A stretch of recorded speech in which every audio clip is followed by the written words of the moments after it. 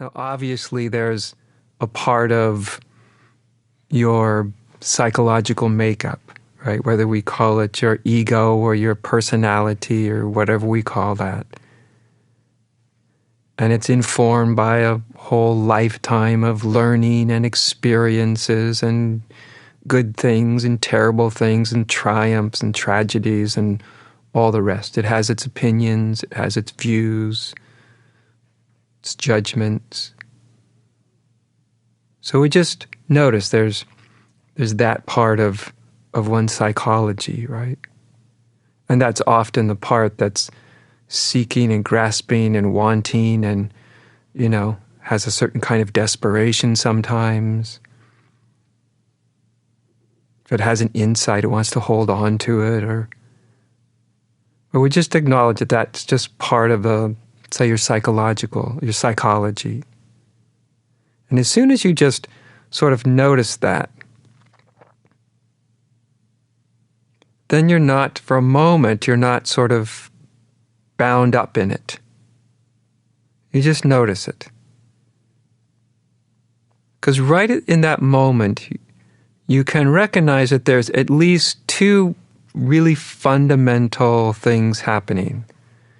There's whatever that sort of personality structure, and that could include the whole mental framework as well, whatever that's doing right now, whatever its orientation is, whatever thoughts are being thought or memories are coming or whatever might be happening, sense impressions, all of that.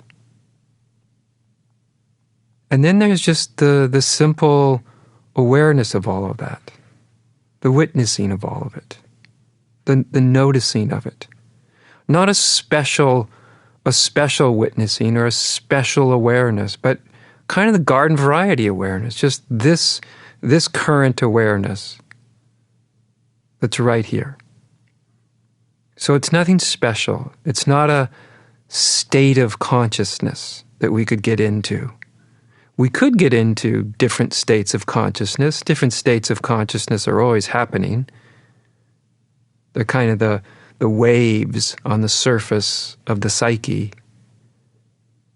But in the midst of all of that, there's kind of this very present, as I like to say, always and already consciousness or awareness. And if you don't try to figure it out, I think one of the things that people often try to do is they think they need to understand it or define it. Like, what is that? And it's their mind trying to understand, to kind of grasp at it. But we don't need to do that. You don't need to understand it. Because you notice that you're aware whether you understand or not. In fact, the understanding or lack of understanding of what awareness is arises within awareness. So we don't need to understand it. We can't grasp it.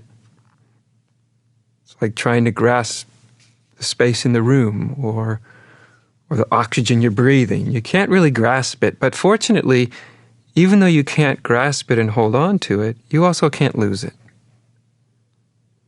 Can't actually go anywhere. The only thing you can lose is a particular experience. But the awareness isn't really a particular experience, is it? It's the space in which the experiences come and go.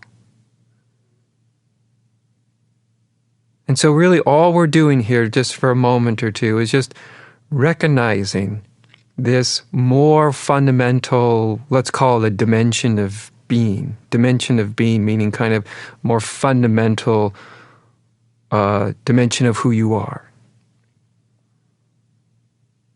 Funny thing about this more fundamental dimension of who you are is there's not any kind of conventional who there. It doesn't have a name.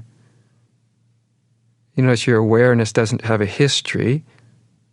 Thoughts of your history, of your past, your memory may arise within that awareness, but they're not there all the time. You're not thinking about your past all the time, or actually even all that often.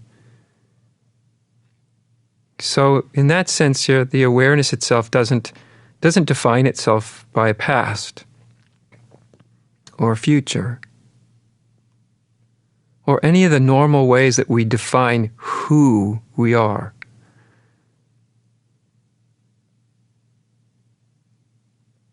It's almost like who we think we are just a kind of various impressions that arise within awareness, within consciousness.